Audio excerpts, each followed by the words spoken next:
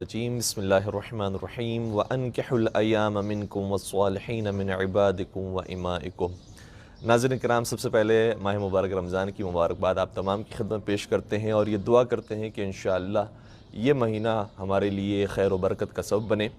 اور ساتھ ہی ساتھ ہم اسپریچول گارڈن کا بھی بہت شکریہ ادا کرتے ہیں کہ جنہوں نے ہمیں موقع فراہم کیا کہ آپ کے پاس آ کر 10 منٹ کی گفتگو پیش کریں، اور انشاءاللہ یہ سلسلہ 20 رمضان المبارک تک جاری و ساری رہے گا۔ ان 20 دنوں کے لیے جس موضوع کا ہم نے انتخاب کیا ہے وہ پری میرج اور post marriage problems and solutions ہیں، یعنی شادی سے پہلے انتخاب ہمسر کے حوالے سے کیا مشکلات پیش آتی ہیں، اور پھر شادی کے بعد جو مشکلات ہیں انشاءاللہ اس کا حل پیش کرنے کی کوشش کی جائے گی۔ دیکھیں، سورہ نور کی آیت نمبر 32 کے اندر یہ ارشاد ہو رہا ہے کہ وَأَنكِحُوا الْأَيَامَ مِنْكُمْ وَالصَّالِحِينَ مِنْ عِبَادِكُمْ وَإِمَائِكُمْ۔ یہ خود حکم پروردگار ہے کہ نکاح کرواؤ۔ نکاح کرنے کا لفظ نہیں آیا، نکاح کرواؤ۔ نکاح کرواؤ، کس کا نکاح کرواؤ؟ کہ جو سنگلز ہیں اور جو ان میرڈ ہیں ان افراد کا نکاح کرواؤ جو جوانی کی عمر تک پہنچ چکے ہیں، چاہے وہ آزاد ہوں چاہے وہ غلام اور کنیز ہوں، اگر وہ شادی کی عمر تک پہنچ چکے ہیں تو اس ایج کا تقاضا یہ ہے کہ ان کا نکاح کروایا جائے۔ اور دیکھیں، ہم سے بہتر ہمارا خالق جانتا ہے۔ خالق انسان کا حکم انسانوں کے لیے ہے کہ دیکھو اس ایج کے اندر تمہیں نکاح کر لینا چاہیے یا نکاح کروانا چاہیے۔ افسوس کے ساتھ کہنا پڑتا ہے کہ ایک طرف سے جوان بھی آہستہ آہستہ اس چیز سے دور ہوتے جا رہے ہیں اور کوشش کرتے ہیں کہ پہلے ہم اسٹیبل ہو جائیں، پہلے ہم پڑھ لکھ لیں، پہلے ہم مال دولت کما لیں اور اس کے بعد پھر ہم شادی کی طرف آگے بڑھیں۔ اور اسی طریقے سے والدین بھی یہ سوچتے ہیں، اور اگر کبھی اولاد یہ کہتی بھی ہے کہ پلیز ہماری جو ہے وہ شادی کے لیے کوئی اسباب پیدا کریں، تو سامنے جواب یہ ملتا ہے کہ کیا تجھے شرم نہیں آتی؟ ابھی تمہاری عمر کیا ہے؟ تم نے کمایا کیا ہے کہ جس کے بعد تم یہ والی بات کرو؟ جب تم بڑے انسان بن جاؤ تب یہ بات تم کہنا۔ تو ناظرین کرام، بڑا انسان تو وہ ہو چکا ہے، اسی لیے تو اس نے آ کر یہ ریکویسٹ کی ہے اور یہ شکایت پیش کی ہے۔ اور محسوس کیجئے گا اس بات کو کہ اگر جوان اس ایج میں آ کر یہ بات نہیں کرتا ہے تب ایب نارمل شمار ہوگا۔ جس طرح سے بچہ جب پیدا ہوتا ہے اور وہ نہیں روتا تو اس بچے کو کہا جاتا ہے کہ اسے رلانے کی کوشش کی جائے تاکہ وہ نارمل اور نیچرل بچہ بنے۔ اسی طریقے سے اگر جوان جو ہے وہ شادی کی عمر تک پہنچ چکا ہے لیکن وہ یہ فیلنگز محسوس نہیں کر رہا، تب ایب نارمل شمار کیا جائے گا، اور اگر وہ یہ فیلنگز محسوس کر رہا ہے تو بالکل یہ نارمل ایج ہے اور بالکل یہ نارمل اس کی خواہشات ہیں۔ ساتھ ساتھ یہ بات بھی ہم بیان کرنا ضروری سمجھتے ہیں کہ آج ڈاکٹرز بھی یہ کہتے ہیں کہ کچھ ہارمونز ایسے ہوتے ہیں کہ جو اس ایج کے اندر انسان کی باڈی کے اندر پیدا ہونا شروع ہو جاتے ہیں، اور اگر ان ہارمونز کو صحیح طریقے سے اس کی ضرورت کو پورا نہ کیا جائے تو ہڈیوں کے مسائل، انسان کے صلب کے مسائل، رحم کے مسائل، اسی طریقے سے مسلز کے مسائل یہ پیدا ہو جاتے ہیں، اور بدن کے اندر بھی کمزوری آ جاتی ہے، اور ساتھ ساتھ ذہنی طور پر بھی انسان کمزور ہو جاتا ہے۔ اس لیے ان چیزوں کی اور ان ضرورتوں کو پورا کرنا یہ ضروری ہے اور فطری عمل ہے۔ تو پروردگار عالم نے بھی اس فطری عمل کی طرف اشارہ فرمایا ہے اور یہ بیان بھی کیا ہے کہ کس ایج کے اندر شادی کر لی جائے تو وہ مناسب ہے۔ روایات کے اندر آیا ہے کہ سب سے بہترین عمر شادی کے لیے 18 سال سے لے کر 22 سال تک کی ہے۔ جی ہاں، 18 ایئرز سے لے کر 22 ایئرز کی جو ایج ہے وہ بہترین ایج ہے شادی کرنے کی۔ البتہ یہ کوئی واجب قرار نہیں دیا گیا ہے کہ 18 سال ہوتے ہی شادی کروا دی جائے، 18 سال سے پہلے نہیں ہو سکتی یا 22 سال کے بعد نہیں ہو سکتی، لیکن ایک بہترین عمر کی جو عام انسانوں کے لیے ہے وہ بیان کی گئی ہے۔ ورنہ ممکن ہے کہ جغرافیائی لحاظ سے یا خاندانی لحاظ سے کبھی کبھار ہارمونز بہت جلدی پیدا ہو جاتے ہیں اور کبھی کبھار ان ہارمونز کو پیدا ہونے میں دیر لگتی ہے۔ تو جب انسان اس ضرورت کو محسوس کرے تو اس کے لیے جیسے ہی آئیڈیل ایج آ جائے فوراً سے شادی کر دینی چاہیے۔ حضرت امام جعفر صادق علیہ السلام بڑی خوبصورت مثال بیان کرتے ہیں، کہتے ہیں کہ شادی کی مثال پھل کی طرح ہے کہ جو درخت پر لگتا ہے۔ اگر پھل پکنے سے پہلے توڑ دیا جائے اور کھا لیا جائے تب بھی وہ بد مزہ معلوم ہوتا ہے، اور اگر اسے پکنے رہنے دیا جائے یہاں تک کہ وہ سڑ جائے، اس کے بعد اگر اس کو چکھا جائے تو ظاہر سی بات ہے کہ اس کا مزہ بھی خراب ہو جاتا ہے۔ تو فرماتے ہیں کہ شادی کی مثال بھی پھل کی طرح ہے۔ اگر شادی کی عمر سے آنے سے پہلے شادی کر دی جائے اور بہت کم سنی میں کم عمری کے اندر شادی کروا دی جائے، جس طرح سے بسا اوقات تھرڈ ورلڈ کنٹریز کے اندر دیکھنے کے اندر آتا ہے، تو یہ بھی نامناسب ہے۔ یہ بھی ایسے ہی ہے کہ جیسے اب اس کی عمر نہیں آئی ہے اور وہ کام کروا دیا گیا ہے تو بد مزہ ہو جائے گی اس کے لیے زندگی۔ اور اگر شادی کی عمر آ گئی ہے اور انسان ان فکروں کے اندر ہے کہ پہلے میں اسٹیبل ہو جاؤں گا، پہلے میں اسٹڈیز کر لوں گا، پہلے میں اپنا مکان الگ کر لوں گا اور اس کے بعد پھر میں شادی کی طرف آؤں گا، اور ساتھ ساتھ زندگی گزرتے جا رہی ہے، عمر ختم ہوتے جا رہی ہے، تو پھر شادی اگر کی بھی جائے گی تو وہ لذت محسوس نہیں ہوگی، اور وہ جو مواقع ملنے چاہیے تو اس موقع کے اوپر وہ نہیں ملیں گے، تو جسمانی طور پر بھی انسان کمزوری کا شکار ہوگا اور ذہنی اور فکری اعتبار سے بھی کمزوری کا شکار ہوگا،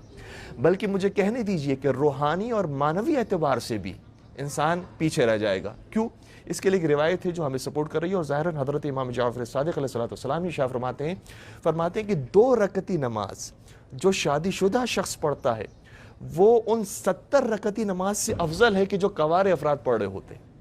اس کا مطلب یہ ہوا کہ کوئی چیز ایسی ہے کہ جو شادی شدہ افراد کو روک رہی ہے برائیوں سے، گناہوں سے روک رہی ہے، کہ جو شاید شادی کی عمر پر آنے کے باوجود بھی شادی نہ کرنے والے افراد کو نہیں روک پا رہی، اور وہ 70 اگر نمازیں پڑھ رہے ہیں تو ان کی نمازوں پر بھاری ہے اس شادی شدہ فرد کی 2 رکعتی نماز۔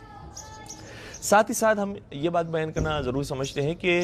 کچھ چیزیں ایسی ہیں کہ جیسے ہی وقت آ جائے فوراً سے انسان کو اس کی طرف قدم اٹھا لینا چاہیے۔ نبی اکرم حضرت محمد مصطفیٰ صلی اللہ علیہ وسلم مولا متقیان سے ارشاد فرماتے کہ یا علی ثلاث خصال لا تؤخرہن، 3 چیزیں ایسی ہیں کہ جب وہ آ جائیں تو فوراً سے انسان انجام دے، اس میں تاخیر نہ کرے۔ دیکھیں ویسے بھی شادی کہا جاتا ہے کہ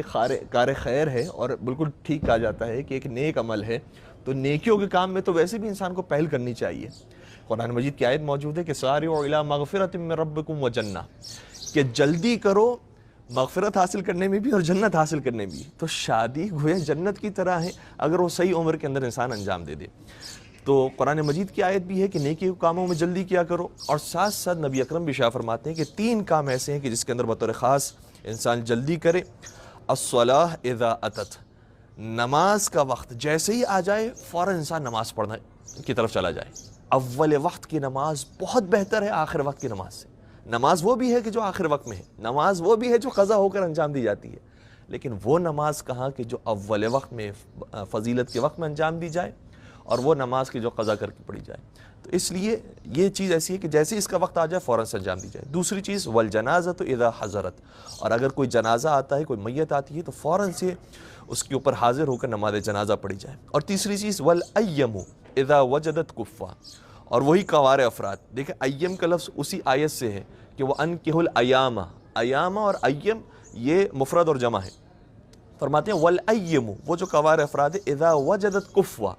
جب وہ کف اور ہمسر پالیں اور ہم سطح اور ہم پلہ کے افراد پالیں تو فوراً سے انہیں چاہیے کہ وہ شادی کر لیں۔ اور پھر سوال یہ پیدا ہوتا ہے کہ آپ یہ بھی بتائیے کہ کف کیسے پیدا ہوگا، کیسے پتہ چلے گا کہ کف آ گیا ہے؟ تو یاد رکھیے گا کہ اس کے لیے کوئی نہ گرین لائٹ